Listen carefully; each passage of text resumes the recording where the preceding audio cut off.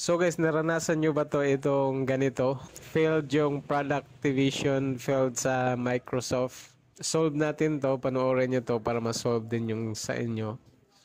So napunta tayo sa file manager natin. Then dito tayo sa PC or this PC. So pwede ka rin pumunta kaagad sa local disk. Local disk tayo pagkatapos sa PC. Then program. Program, ayan. Program file. Sa program file, hanapin mo yung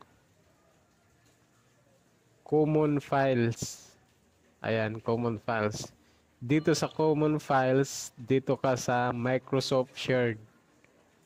Then, dito sa Office Software Protection Platform.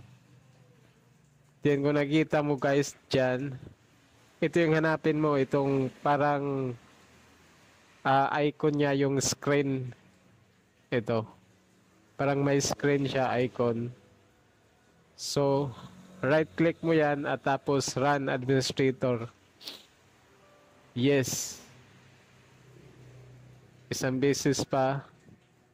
Yes. Isang beses pa. Bali, 3 beses mo to i-run administrator. Tapos, i-refresh mo. Refresh. Tapos, punta uli ka sa local disk. Tapos, dito naman sa program file.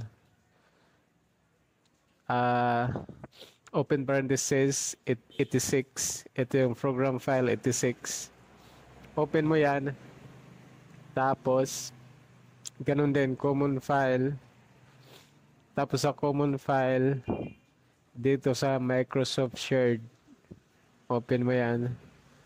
Tapos dito sa Office Software Protection Platform.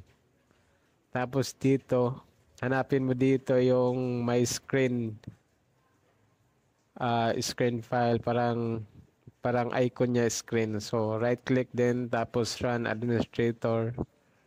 Bali 3 beses din to. Right click, run administrator, right click, run administrator, right click.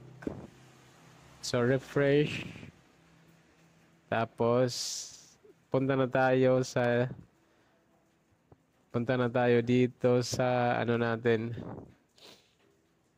desktop. Open natin yung Microsoft Word. Tingnan natin kung mayroon pa ba. Ayan, wala na, di ba? Wala na siya. Na-solve yung problem dito sa PowerPoint. Ayan, wala na rin.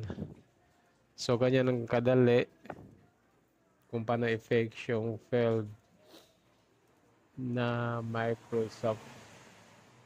So, sana nakatulong ang video na to. Salamat.